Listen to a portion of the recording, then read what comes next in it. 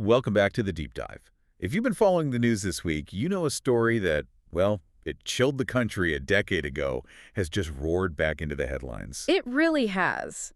And today, we're taking a deep dive into the sources around the Slender Man stabbing case. We are. We're looking not just at the original, horrifying crime from 2014, but at the really complex and, frankly, critical failures surrounding the recent escape and capture of Morgan Geyser. This case has always been about a collision, right? A collision between this dark, fictional corner of the internet and just brutal, real-world violence. Exactly. So our mission today is to unpack that collision, look at this new timeline of the escape, and really explore the systemic problems that allowed it to happen. Right.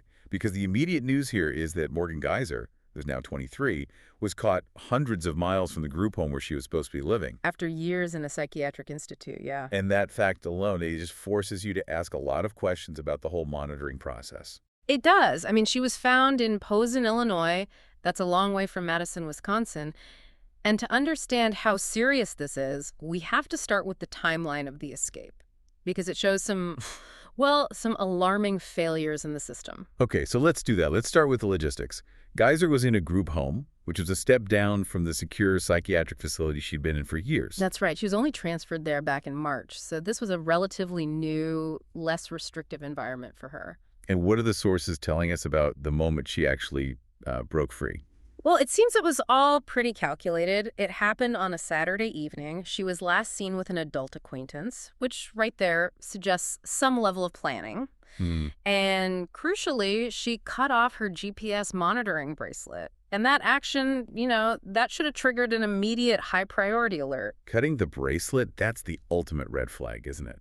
Especially with her history. Yeah. And yet she managed to travel, what was it, about 170 miles south? Roughly, yeah, to a truck stop in Illinois. And she wasn't found until the next evening, so she had a lot of time to get away.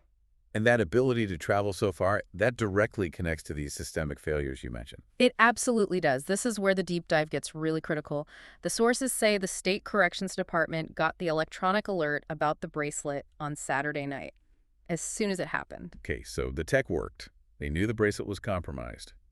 How long did it take for them to tell the people on the ground, the ones actually responsible for her? That's the first huge problem. A full 2 hours went by before the corrections department even called the group home where she was living. 2 hours. 2 hours. At that point, the group home could confirm, yes, she's gone. But that's a massive head start for someone who is clearly determined to flee. A 2-hour delay is bad enough, but what comes next in this timeline? I mean, it points to a complete breakdown in the protocol, right? Yeah. The group home knew she was gone Saturday night. When did local law enforcement find out? Shockingly, the Madison Police Department wasn't notified until Sunday morning, Sunday. almost 12 hours after the initial alert from the bracelet. The police only found out because the group home staff finally called them directly. 12 hours. For someone convicted of attempted homicide who is required to be monitored, to be officially reported missing to the police, I can't wrap my head around that. What went so wrong? Well, it seems to be a mix of things. Right. The sources that dig into monitoring compliance, they suggest it's a structural problem. You see, a psychiatric institute is high security, constant oversight. A group home is a step down. It's meant for reintegration. So the accountability gets spread out. Exactly. The risk doesn't vanish, but the hands-on responsibility shifts. And it seems like the agencies involved didn't treat this with the urgency it needed. Maybe they saw it as a simple probation violation, not an immediate public safety threat. Which is a huge miscalculation given the history. Profound one. This also gives some context to that very public statement from Geyser's attorney, Tony Cotton.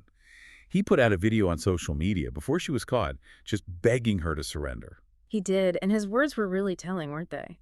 He said, "We worked too hard to secure freedom for her to continue on this path." That one sentence, it just underscores how much legal and psychiatric effort went into getting her moved to that group home in the first place. It does. Her fleeing like this, it jeopardizes all of that progress. Yeah. And it basically confirms the worst fears of everyone who argued she wasn't ready for a conditional release. Yeah, it highlights that tightrope the justice system is on, balancing treatment with accountability. But to feel the real weight of that, we have to go back. We have to understand the crime that started all of this. Absolutely. For anyone who might not remember the details, we have to go back to 2014. Morgan Geyser and her friend Anissa Weier, they were both just 12 years old. 12. and they planned this attack on their classmate Payton Leutner, who was also 12. This wasn't a sudden impulse. Not at all. The sources are clear it was premeditated. It all happened during a sleepover in Waukesha, Wisconsin. They lured Payton into a park the next morning. And that's where the details just become so chilling. They do. In the park, Geyser stabbed Payton 19 times. While Weier, her friend, was urging her on, they just left her there in the woods to die. It's a miracle she survived. I mean, the fact that she was able to crawl to a roadside where a cyclist found her, Yeah. it's just unbelievable. It is. And her survival is what makes this a case of attempted homicide. Legally, both girls pleaded guilty, but their paths diverged because of the motivation. The courts determined they were mentally ill at the time of the attack. And that's the key legal distinction, isn't it? It is. They were found not guilty by reason of mental disease or defect, an NGI finding. So that meant commitment to a state psychiatric hospital for treatment, not a sentence to a standard prison. Geyser got the maximum commitment, which was 40 years, and she stayed there until the court approved this conditional release to the group home just earlier this year. Right. And that mental disease or defect finding, that brings us right to the core of this whole thing. The bizarre and frankly terrifying motivation for the attack. Slender Man. Slender Man.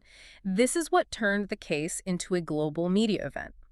The girls told investigators, completely seriously, that they did it to become servants to this internet boogeyman. They felt they had no choice. They believed that if they failed, if they didn't go through with the stabbing, Slender Man would come and hurt their own families. Exactly. So in their minds, this was a defensive act. It was self-preservation, but guided by this digital ghost. Which raises the question, what is Slender Man?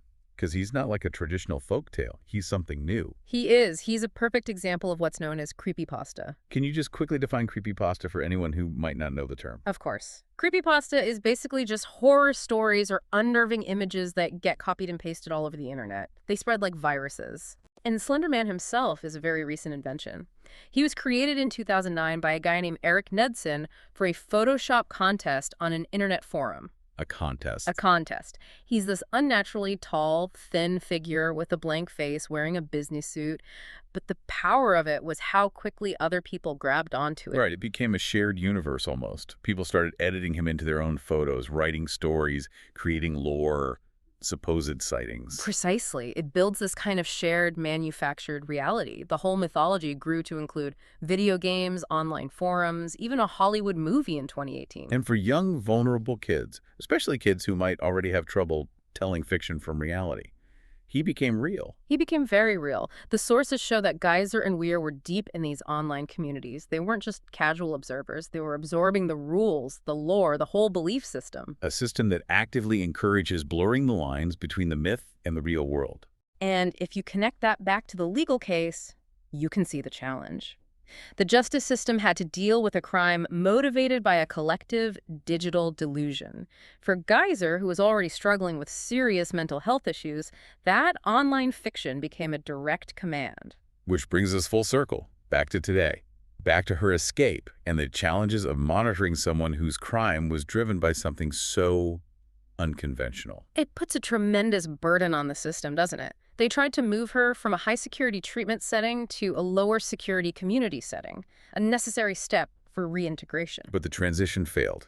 It failed the moment the communication chain broke down and gave her a 12-hour head start. Exactly. You have this incredible contrast. The fictional monster that inspired the crime and the very real, very human system that failed to contain the consequences. Yeah. I mean, the knowledge you get from looking at all these sources is just how tightly woven virtual life and real-world violence have become. I think the biggest takeaway here is that the monitoring process itself needs to be as fast and as adaptable as the internet threats that create these problems in the first place.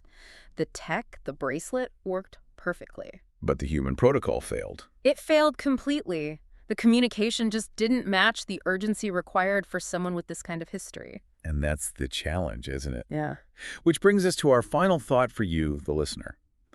If the motivation for a crime is rooted entirely in fictional internet lore, a mythology that is still out there, still growing and evolving online, how can the justice system ever balance treatment and accountability when it returns someone to a society that is soaked in that exact same influence. It forces us to see the digital world not just as a tool, but as a continuous potential risk factor, one that needs to be managed long after the crime is over. A question without any easy answers? We'll leave you there. Until the next deep dive.